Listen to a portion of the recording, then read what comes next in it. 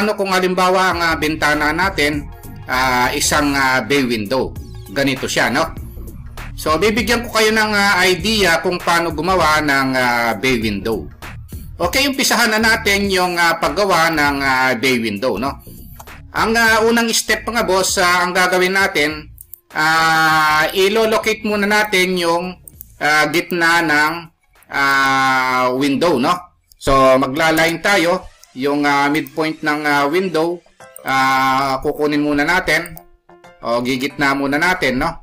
So, ngayon ang gagawin natin, mag-offset tayo ng halimbawa yung lapad ng bintana ng bay window is 1.1 meters kabilaan, no? So, ibig sabihin, ang lapad niya, ang total niya is 2.2 meters, no? So, ngayon ang gagawin natin, ititrim muna natin ito para mabutas siya, no? So, ito yung laki, no, ng bintana natin ng bay window. So, ngayon ang gagawin natin, gagawin muna natin yung kalahati, tapos mamaya imi-mirror natin, no, yung bay window. So, gagawa tayo ng line dito, tapos click, shift at, tapos sa 0.15, tapos mag-e-angle tayo, negative 45. So, na-discuss naman natin yung paggawa ng line mga boss, no? Kung paano gawin from 0 to 360 degrees, no? Yung polar coordinates na line, no? So, i-review nyo lang yung mga videos natin. Then, offset, ipo 0.15 lang natin. Kasi ang lapad ng wall natin, no? Ng exterior wall natin is 0.15, no? Tapos, ipipili lang natin para mag-connect siya. Then, erase na natin ito. Tapos, magla-line tayo rito, no? So, dito mag-uumpisa kasi yung bintana natin. So, ito kasi wall pa rin yan, no? So, ngayon, pwede na nating i-mirror ito. Kung gusto na nating i-mirror. So, para mag-reflect siya dun sa kabila, no? So, ngayon, erase lang natin ito. Tapos, play, no? Ayan, no? So, ngayon, ang gagawin natin ngayon yung window, no?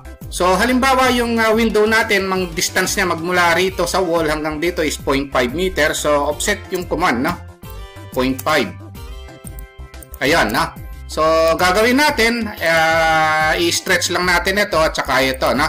So, gagawin natin kasi kalahati lang muna, no? Bago natin i-mirror, no? So, ang gagawin natin, i-copy ko lang muna pala ito. Ayan, no? Tapos, ipipili ko, ito. Ayan, no? Ayan kasi yung dulo ng wall natin, no? Tapos, titrim ko lang muna ito para hindi tayo malito, no? Tapos, ang gagawin natin, copy na lang muna natin ito hanggang dito. Tapos, yung offset natin ito ng 0.15, no? Kasi ang lapad ng wall natin is 0.15 meters or 6 inches, no? Tapos, pipili lang natin. So, ngayon, ang gagawin natin ngayon yung bintana, no? So, mag-current layer tayo sa doors and windows, no? Yun yung layer natin para naka-layer na. So, maggagawa tayo ng line ngayon dito.